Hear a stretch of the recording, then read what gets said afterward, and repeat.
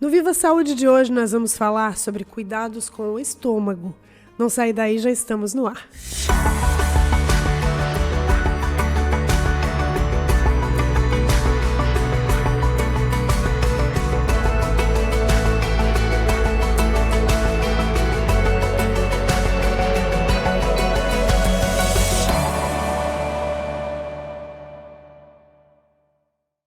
No Viva Saúde de hoje, nós vamos conversar sobre esse tema super interessante, os cuidados que precisamos ter com o nosso estômago.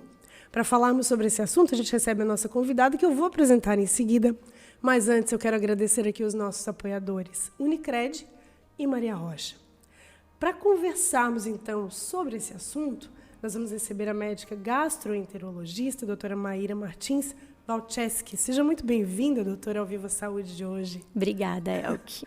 Vamos falar sobre o estômago, então, né, doutora? Esse órgão tão importante que muitas vezes é, de certa forma, negligenciado. A gente tem vivido aí uma sociedade em ritmo, né, um ritmo muito rápido da sociedade. Isso inclui a alimentação, hábitos de vida, né, enfim, estresse. Tudo isso acaba recaindo, de certa forma, também sobre a saúde do estômago ou nem tanto saúde assim, né, doutora? Verdade. Quais são os principais problemas que a vida moderna trouxe para o estômago? Então, para o estômago, tem sido bem difícil a parte da gastrite, que é a inflamação do estômago por dentro, a úlcera, que também é uma inflamação, mas ela é mais focal, assim, um lugarzinho que fica como se fosse um buraquinho no estômago, né? Ela é mais profunda. E também temos, assim, o que a gente chama de dispepsia, que é o nome científico para má digestão, que é quando está ligado não a problemas de inflamação, mas a alguns problemas, aí sim, relacionados à alimentação, estresse, que causam sintomas no paciente como se fosse uma gastrite ou uma úlcera. O refluxo entra nesse rol de problemas? A doença do refluxo, ela é mais relacionada a uma válvula que a gente tem entre o esôfago, que é o canal da alimentação, e o estômago, né? Então, essa válvulazinha não funciona muito bem, relaxa muito fácil, e o ácido do estômago retorna para o canal da alimentação. Então, é mais considerado uma doença do esôfago do que do estômago. Mas a tua especialidade trata, na verdade, desde o esôfago, isso, né, que é o canal da alimentação, começa a deglutir o alimento, né? Isso. Até o reto, que é o final do intestino grosso. Todo esse sistema entra na tua especialidade, né? Gastroenterologia. Isso mesmo. Doutora, falando de hábitos de vida, né? Tu falasse aqui de alguns dos principais problemas que acometem o estômago, né? Falando de hábitos de vida, a alimentação, a gente sabe que está diretamente ligada à saúde do estômago, né? Sim. E quem está nos ouvindo, nos assistindo, pode estar pensando assim, mas eu como de tudo, não tenho problema de má digestão, eu como comida pesada antes de dormir, isso nunca foi problema para mim. Pode acontecer de algum dia isso virar problema? Então, a maioria dos alimentos pode dar os sintomas no estômago, né? Por exemplo, café.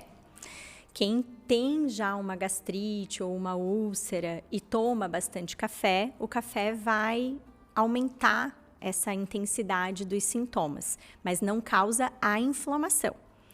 Quem não tem inflamação e exagera muito no café também pode ter sintomas, mas sem provocar a inflamação, né? Porque o café ele acaba irritando a parede interna do estômago.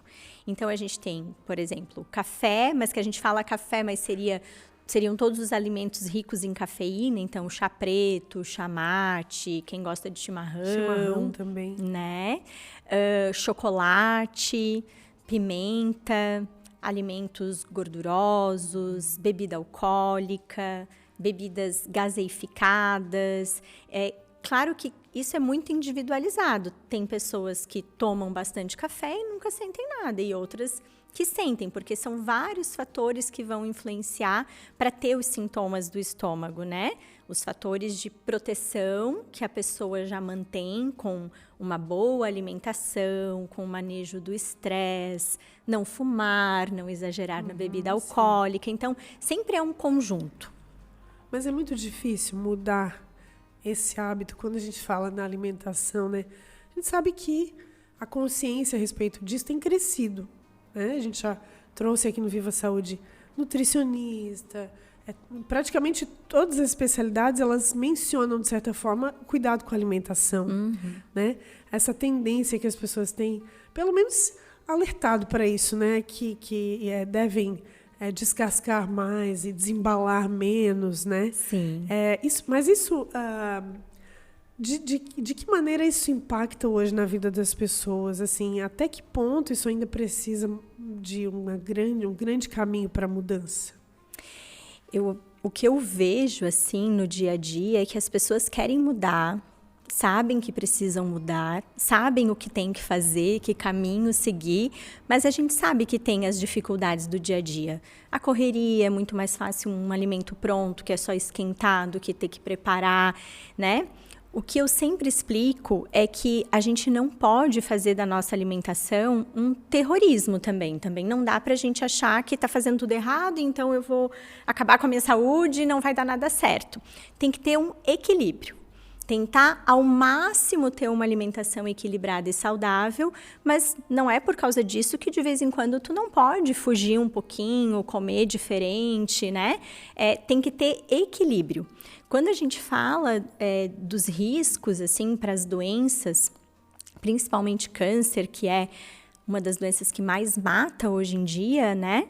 Depois do tabagismo, do consumo de cigarro, a alimentação é o segundo fator mais importante para a prevenção dos cânceres de vários órgãos, né? E incluindo do estômago. Então, quando uma pessoa fala assim, mas eu como de tudo, como um monte de carne gorda, carne vermelha, nunca sinto nada, tomo um monte de cerveja no final de semana e nunca sinto nada. Não vai sentir agora. São coisas, né? São substâncias que tem nesses alimentos que vão modificando as células e provocando a inflamação que pode vir a trazer um câncer de estômago, por exemplo, lá na frente. Tem uma média de idade em que isso pode acontecer? Geralmente, o câncer de estômago acomete pessoas acima dos 50 anos. Mas, hoje em dia, a gente vê um aumento muito expressivo assim, do número de cânceres do aparelho digestivo em pacientes jovens, né? Com menos de 45, 40 anos. Então, a idade hoje é um fator. A gente sempre tem que avaliar o todo do paciente. Então, o paciente, às vezes, é jovem, mas tem uma vida bem desregrada, né? Então, esse paciente tem um fator de risco maior, às vezes, do que um paciente de 50 anos que se alimenta bem, não bebe, não fuma, faz atividade física, está mantendo peso. Então, a gente tem que individualizar sempre esse risco. Sim. Tu falaste da úlcera. Uma dúvida que acho que é bastante comum, assim, a úlcera, ela pode também se transformar num câncer? Na verdade, não é que a úlcera se transforme em um câncer. O câncer pode ser uma úlcera. Então, os sintomas são os mesmos, né? De quem tem uma úlcera benigna e de quem tem um câncer ulcerado. São os mesmos sintomas. Dor de estômago, sensação de estufamento depois que come, ou come pouquinho, parece que comeu bastante. Às vezes, anemia, porque daí esse câncer vai perdendo um pouquinho de sangue, pode ter algum tipo de sangramento. Isso as duas úlceras fazem, tanto a benigna como a cancerígena, né? Então, por isso que é importante, quando tem esses sintomas, ir ao especialista, né? Consultar alguém, para que seja feita a endoscopia, porque só com a endoscopia que a gente vai poder ter certeza, e às vezes precisa da biópsia. Quando tem uma úlcera de estômago, a gente sempre faz biópsia. Não interessa se ela é pequenininha, se ela é grande, se ela é bonita, se ela é feia. Toda úlcera de estômago, ela merece a biópsia, porque só por ali é que a gente vai ter certeza do caráter dela, benigno ou maligno. Falaste da endoscopia, que é aí o principal, acho que talvez é o tipo de exame que se utiliza para fazer esse rastreio, para verificar se está tudo ok, né? Com o tempo, esse recurso mudou bastante, né? Porque se tem, assim, muitas pessoas têm a lembrança da endoscopia como algo muito difícil de se fazer, né? Sim. Hoje, isso mudou, né? Mudou bastante, sim. Mudou em vários aspectos. Desde o aparelho de fazer endoscopia, que antigamente era um aparelho mais rígido, hoje ele é mais flexível, né? A gente sempre fala que é uma mangueirinha, assim. Até o preparo, que da endoscopia é só o jejum, e a forma como é realizado. Assim, antigamente, às vezes, alguns pacientes fizeram endoscopia acordados, né? Outros com uma sedação que os pacientes diziam, mas eu não dormi, eu senti tudo passando na garganta, me machucou. E, na verdade, é só a sensação de que machuca, porque não machuca, raramente. Hoje não, hoje a gente tem uma sedação segura, né? Com um colega anestesista na sala de endoscopia, em que o paciente dorme um sono bem gostoso, acorda, o exame já acabou, não fica com desconforto nenhum. É mais seguro tanto para o médico que faz o exame quanto para o paciente. Ou seja, é importante fazer esse rastreio quando necessário. Sim. Quando que a dor de estômago ela é um sinal de alerta importante? Quando ela é persistente, né? Então, assim, aquela dor de estômago que tu começou a sentir hoje e passaram-se alguns dias e ela não aliviou nada, não melhorou, ou ela vai e volta com muita frequência, e se ela está associada ao que a gente chama de sinais ou sintomas de alarme, que seriam perda de peso, sangramento, vômitos, te despertar à noite pela dor, estás dormindo e daqui a pouco a dor te acorda. Esses são sinais ou sintomas de alarme. Isso faz com que a gente já ache que tenha realmente alguma doença ali. Não necessariamente câncer, mas uma úlcera, né, uma gastrite. Algo que precisa ser tratado. Algo que precisa ser visto e tratado. Sim. E tu falaste até de acordar à noite, né? É importante que as pessoas não considerem isso normal. Não, de jeito nenhum. Considerem que há um alerta. Há um alerta. As doenças assim do aparelho digestivo, elas são às vezes deixadas meio de lado, porque as pessoas sempre acham assim, não, eu estou sentindo isso porque eu comi tal coisa.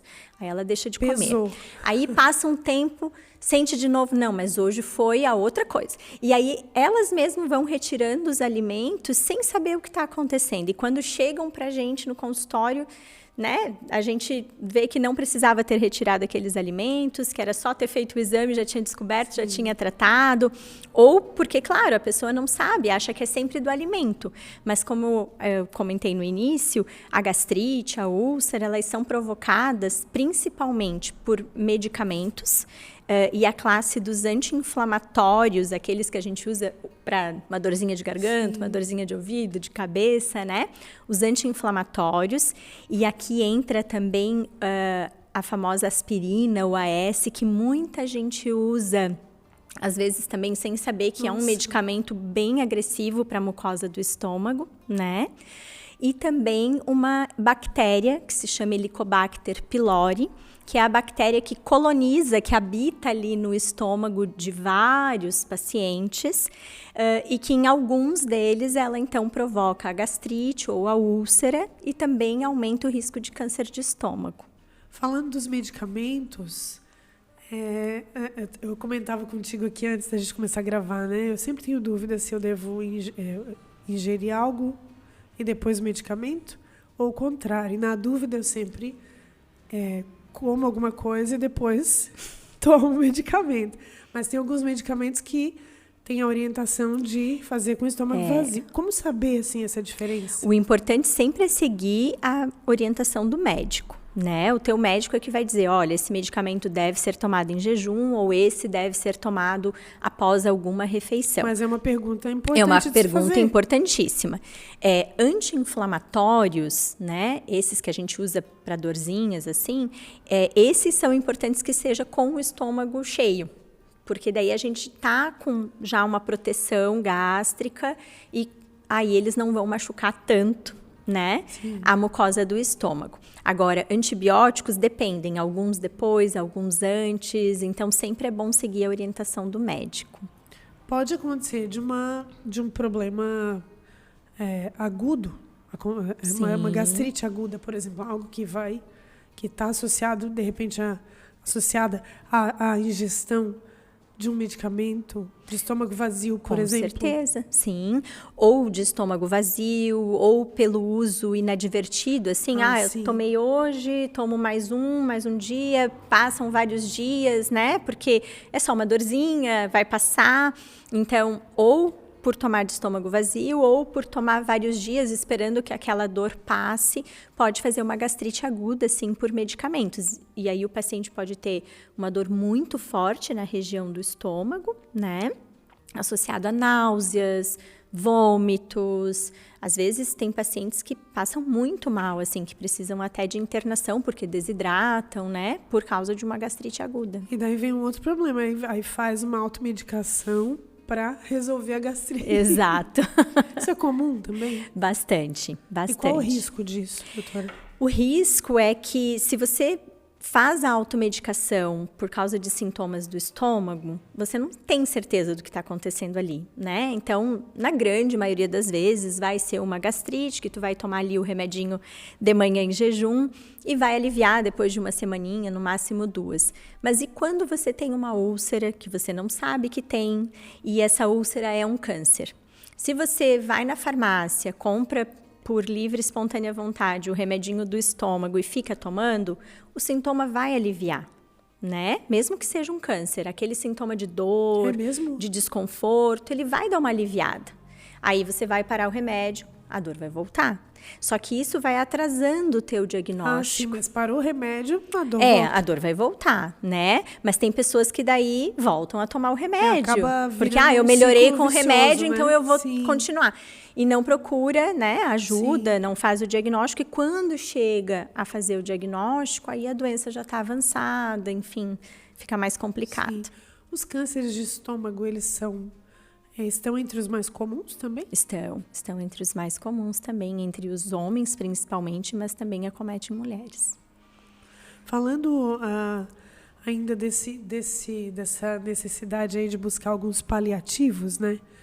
O antiácido, né? A pessoa exagera, come além da conta, né? Sabe que está comendo além do seu limite, mas enfim, né? Falta o equilíbrio. Faltou total aquele equilíbrio. E aí, depois, o famoso antiácido, né? Ele vai me ajudar. Vai.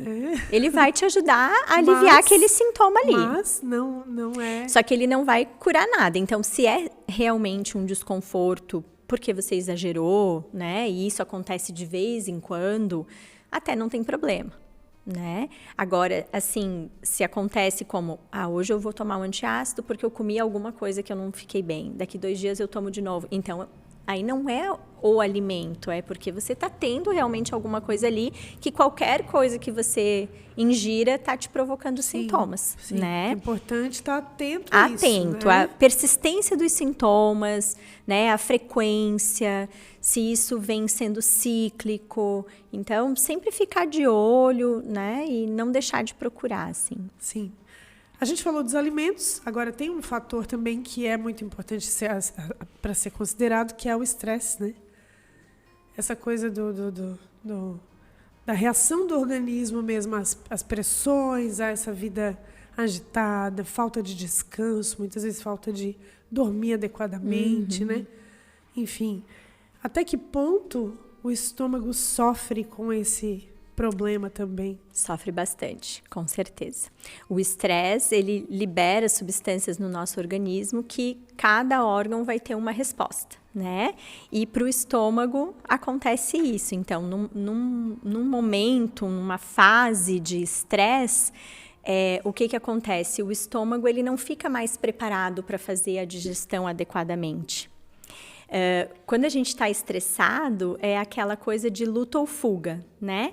Então, se eu estou estressado, eu tenho que lutar, eu não posso...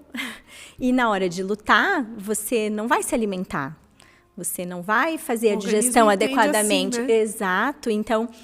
você vai tentar comer, não vai descer bem, não vai cair bem, a digestão não vai ficar fácil, mesmo sem ter gastrite, mesmo sem ter úlcera. Então, numa fase assim ruim, digamos, a gente pode ter sintomas gástricos sem ter uma doença orgânica, que a gente chama, mas provocada pelo estresse. Isso é muitíssimo comum. Interessante essa questão comportamental, porque tem pessoas que diante de um quadro de estresse ficam sem fome total, e outras têm muita vontade de comer além da conta. Sim. Né? Então isso é muito curioso, né? É. Como as pessoas reagem de maneira diferente. É esse quadro de ansiedade que acaba Sim. ficando junto com o estresse, realmente, algumas pessoas, cada um reage de uma forma diferente.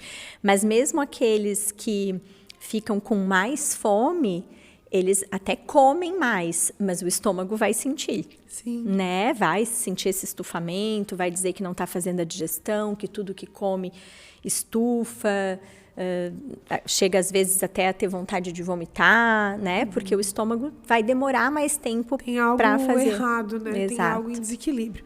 Doutora, quando as pessoas ficam muito tempo sem comer, tem até os jejuns, né? Intencionais aí, que se faz para perder peso, enfim, né? Para ter, enfim, uma qualidade de vida, né? Maior. Quais os riscos de ficar muito tempo sem comer alguma coisa? Então, isso é uma outra coisa que a gente tem que entender que não serve para todo mundo. Essa prática do jejum intermitente, ela é bem difundida e realmente funciona para algumas pessoas, para perda de peso, mas para outras não. Para outras, muito tempo em jejum faz com que o estômago fique com menor proteção e quando a pessoa vai se alimentar, já tem algum sintoma. Então, tem que ser bem individualizado, não é assim, prescrever igual para todo mundo, o jejum, né? Ou a alimentação de 3 em 3 horas, também não é igual para todo mundo. Qual é o ideal, se a gente for falar assim de um modo geral, uma linha que seja mais comum a todos? O tipo de alimentação durante o dia são 5 refeições. As refeições, entre 5 refeições, elas são ruins, elas não são tão ruins assim? Eu diria que o ideal seria a gente ter pelo menos 3 refeições principais, assim. O que eu quero dizer com principais? Em que nessas refeições a gente tenha os nutrientes que são importantes, né, para o nosso organismo funcionar. Os carboidratos, a gordura e a proteína, porque todo mundo precisa desses 3 macronutrientes para o organismo funcionar. Então, a gente precisa de 3 refeições em que esses nutrientes estejam presentes. Nas outras, quem tiver necessidade, então, algo mais leve, né? Mas lembrando que mesmo nessas 3 refeições, em que tem esses 3 macronutrientes, a gente deve sempre priorizar os alimentos mais saudáveis, né? Não é porque eu estou dizendo que tem que ter carboidrato, gordura e proteína que eu vou escolher o pior carboidrato, a pior gordura, né? E esquecer, por exemplo, de colocar uma fibra aí nessa refeição, que vai ajudar bastante o aparelho digestivo, né? O café da manhã é a principal refeição? Isso depende muito da rotina de cada um, né? Eu acho que não dá para a gente generalizar. Tem pessoas que o café da manhã é a principal refeição, porque o dia é muito corrido e não consegue parar para almoçar, e outras que não conseguem tomar café da manhã porque ficam enjoadas ou não cai bem alguma coisa de manhã cedo e vão acabar comendo mais tarde, né? Assim, eu acordo... Pessoas que me falam assim, eu acordo muito cedo para trabalhar, nessa hora que eu acordo eu não consigo tomar nada e comer nada. Mas lá por umas 9 da manhã eu tenho fome. Bom, então, às 9 da manhã você toma o seu café da manhã. Não tem tudo problema. Bem. Agora, comer muito antes de dormir. Comer muito antes de dormir é ruim porque a gente está diminuindo a nossa taxa de funcionamento do organismo, né? O nosso metabolismo ele vai mudar para a gente entrar no sono, no descanso, então a nossa digestão não vai ser a mesma, certo? Então, independente do que a gente coma, né? Porque Pode que ser uma entra, sopa. Exatamente. O que entra, o corpo não sabe, né? O que tá entrando assim, quer dizer, Isso ele sabe o que tá influencia. entrando, mas não tem. Mas isso influencia, vai impactar do mesmo jeito. Exatamente, pode ser algo saudável, só que se você comeu pouco antes de deitar, pode te fazer mal também. Influenciar. Porque pode te estufar, pode regurgitar, que a gente chama que é voltar, né? Então, Porque tá deitado exato, também, né? então não é bom mesmo comer logo antes de dormir, né? O estufamento, ele pode acontecer por diversos fatores também,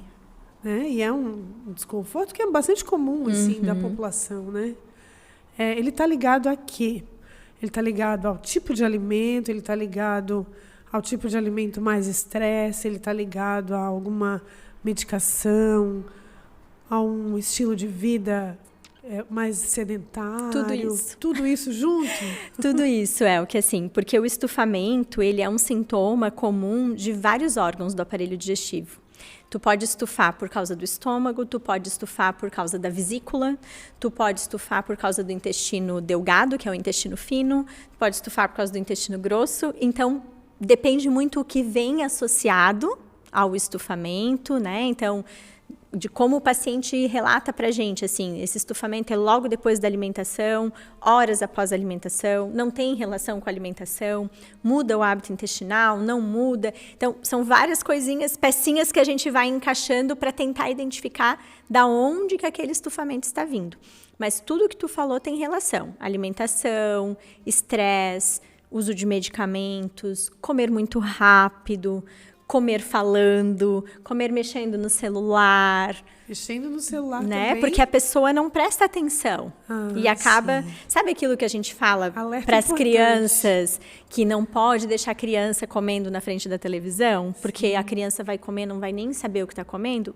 Os adultos fazem a mesma coisa, resolvendo coisas no celular e comendo. Então, isso é uma maneira de estressar o teu aparelho digestivo. Tu tá ali, comendo muito rápido, Precisa ter atenção. resolvendo nesse momento. uma coisa estressante, ruim, e comendo. sim. Como que o teu estômago não vai sentir? Sim. Importante, né, esse alerta. Quando eu falei até do estufamento, parece um sintoma tão banal, assim, né? Tão comum. Mas ele precisa ser investigado também. Importantíssimo. O indivíduo, ele não precisa viver com isso. Ficar estufado não é normal. Não é normal. Não é normal. Não é. Não é pra gente estar estufado. Quando acontece em alguma situação pontual, é uma coisa. Pontual, sim. Mas ser recorrente, acontecer com mais Isso. frequência, precisa ser investigado. Aí precisa ser investigado. Deve, né? Porque ninguém precisa passar o dia todo se sentindo mal. Não consigo colocar tal roupa para ir trabalhar porque ao longo do dia eu fico estufada, minha barriga cresce, parece que eu tô grávida. Eu ouço isso muito. É bastante comum. Bem comum. Mas isso não é normal, não é para acontecer. A gente precisa descobrir a raiz do problema, o que está te provocando isso. Interessante, muito interessante. Eu nunca tinha ouvido a respeito disso dessa maneira. Falando de crianças, doutora, crianças têm problemas de estômago também? Ou só os adultos? Tem. Eu não sou gastropediatra, mas tem também, né? Mas são um pouco diferentes, assim, das doenças do adulto. As crianças, elas podem ter relacionados à alimentação, a maus hábitos alimentares, mas também, hoje em dia, relacionados a estresse também. As crianças também têm dor de estômago por causa de estresse. Elas estão bastante expostas a isso também, né? Falaste de algo bem interessante, que é o hábito de se alimentar na frente da TV, né? E usando o celular na mesa. Isso é uma luta diária de muitos pais, de muitas famílias, né? Às vezes o pai faz isso, aí o filho, por seguir o exemplo, acaba fazendo também. O exemplo arrasta, né? Tem também os hábitos alimentares, né? De comer muita besteira, muito fast food, né? Aquilo que é fácil, né? De fácil acesso, muitas vezes, né? Crianças e que isso não vai comem fazer fruta. mal, tanto para a criança quanto para o adulto, né? Com certeza. E a criança só vai comer o que é saudável se ela vê o adulto comendo também. Sim, é verdade.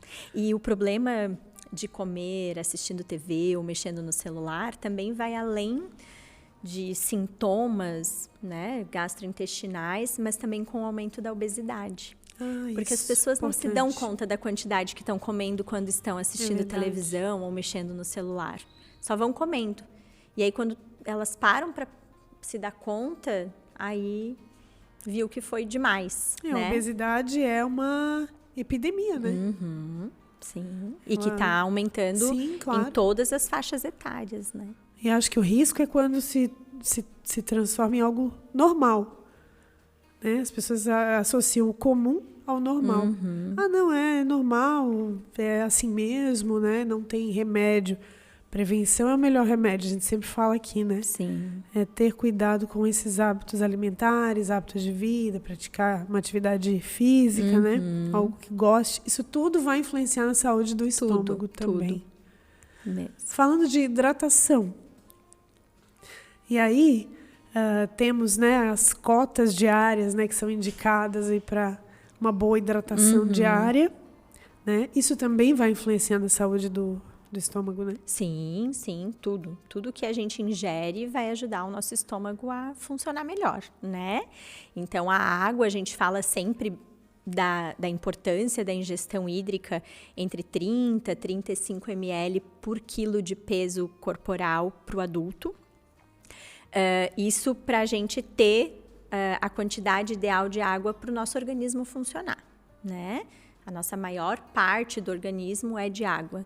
E aí o nosso intestino funciona, mas o estômago também. Porque o que o estômago faz? O alimento cai no estômago e ele libera o ácido, que esse ácido vai ajudar uma outra substância que é produzida no estômago a começar o processo da digestão, principalmente das proteínas.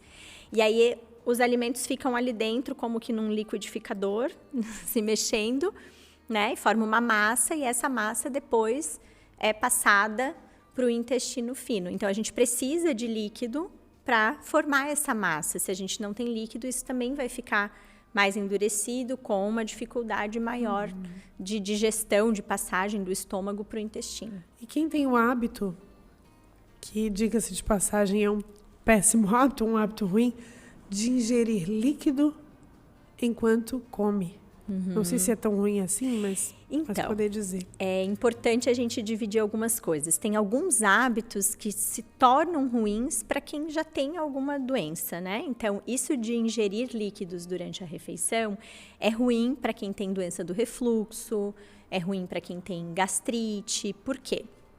O líquido, ele distende mais rápido o estômago, né? O estômago é uma bolsinha, então, quando a gente coloca o líquido, ele cresce mais rápido. Então, vai te dar aquela sensação de estufamento mais rápido enquanto tu está comendo e ingerindo líquido. Ou daí vai fazer com que tenha o retorno do conteúdo, que é o refluxo. Então, para quem tem essas situações, é ruim.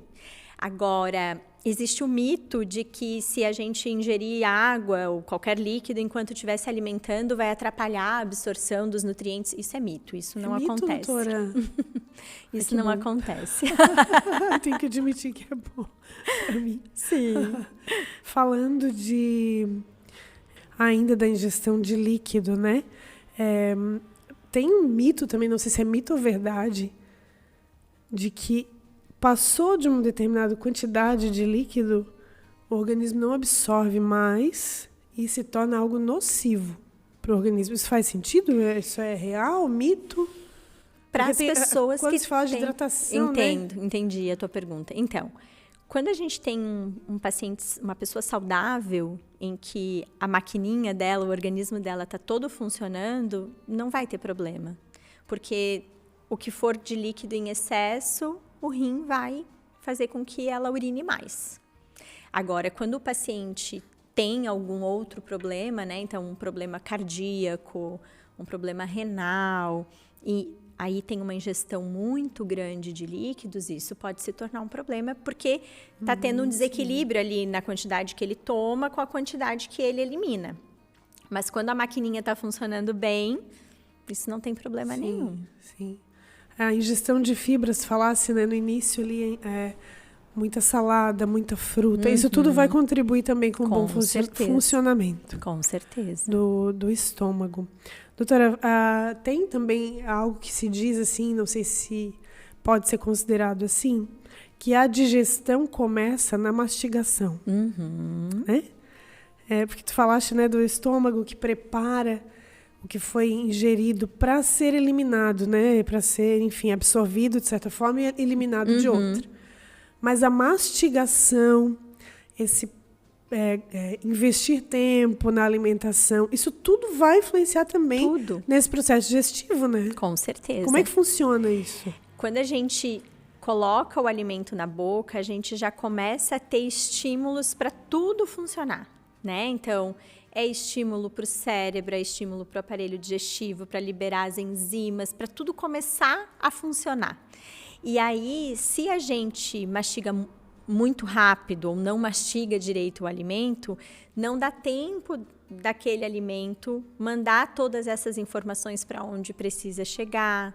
E aí acontecem os problemas de digestão, por exemplo, né?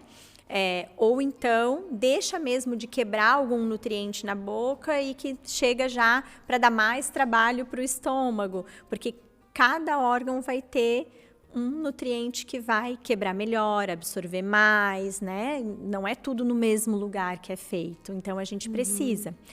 Até para enviar para o cérebro a informação de que a gente está comendo e de que, então, aquela fome que eu estava, ela tem que começar a diminuir. Então, a sensação de saciedade já começa. Que é curioso, né? Quando a gente come muito rápido, a sensação é de que tu pode comer mais, né?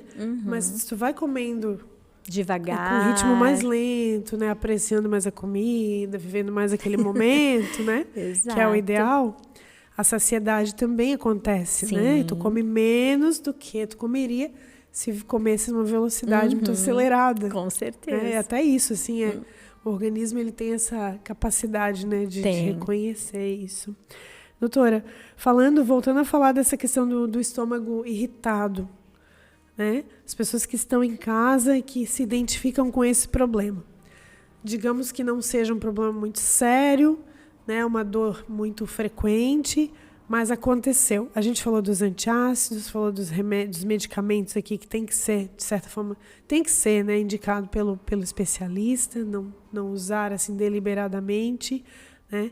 Mas tem alguma forma de, além da alimentação, né, amenizar também esse problema com outro tipo de alimento, alimentos que ao contrário desses que agridem o estômago, podem fazer bem?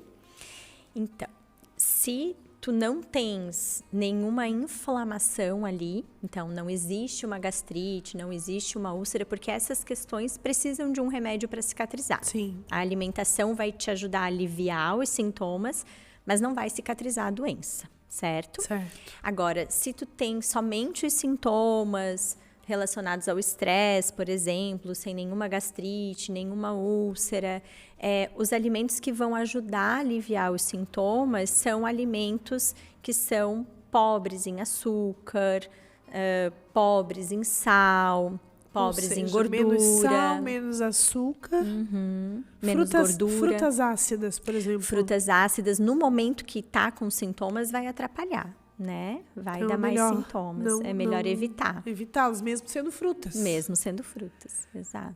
Sim. Isso se aplica também aos sucos. Sim, Derivados sim. do leite. Derivados do leite para o estômago não tem problema. É mais para o intestino que pode atrapalhar. Para o estômago, não. Então, não tem problema. Por exemplo, se alguém está se recuperando de um quadro de...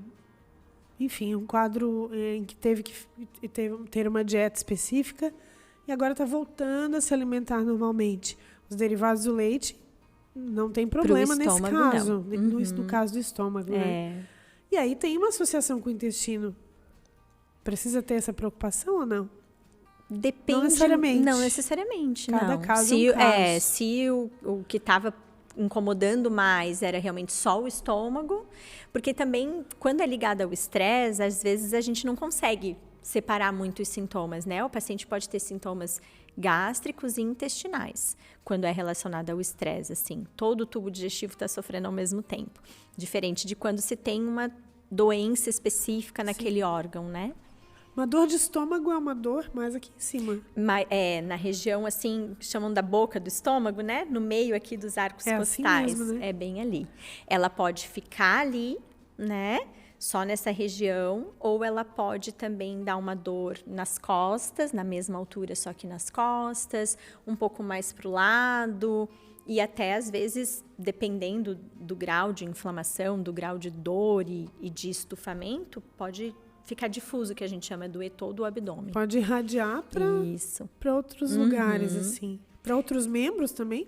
Braço. Estômago mais difícil. Estômago é mais difícil que irradie para outros membros, assim. Geralmente é bem no abdômen mesmo, ou no máximo na altura, no dorso, ali nas costas. Falando da prática de atividade física, também a gente sabe que tem as pessoas que não fazem nada, que fazem alguma coisa, né? Praticam, tem uma pequena prática ali já saiu do sedentarismo, tá ótimo. Da linha de sedentarismo. Tem outras que, né, não vivem sem. E nessas três categorias, assim, o estômago sofre em algum momento ou ele se beneficia em todos? A gente sabe que sedentarismo, né? Mas ele se beneficia, no sedentarismo não adianta, não, né? Ninguém se beneficia. Ninguém se beneficia, é verdade. Mas quem já está fazendo alguma coisa, pelo menos, já tem algum benefício. O estômago já começa a sentir seus...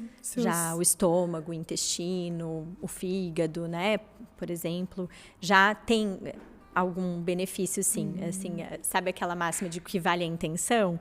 Então, já é alguma coisa. Já é alguma coisa. Eu sempre costumo dizer que são... Às vezes a pessoa pensa, né? Não, eu não vou conseguir fazer isso que outra pessoa faz, que é uma boa referência, né? Que se alimenta bem, que tem um bom hábito de vida, prática de atividade física.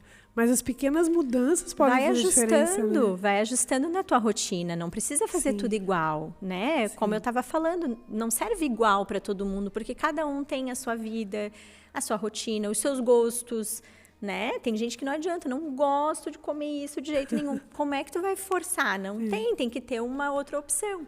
Mas sempre tentando ter esse equilíbrio, assim, de fazer as melhores escolhas, né? Sim, verdade.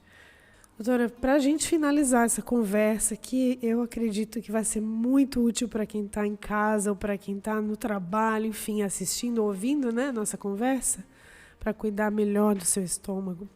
Para a gente finalizar, câncer de estômago, que alimentos devem ser evitados? Alimentos com sal. Sal é um dos piores venenos para o estômago.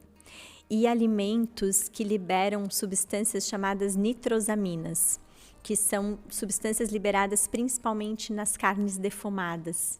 Então, churrasco, salame, mortadela, defumado linguiça. É tudo aquilo que tem contato com a fumaça, com a fumaça. Né?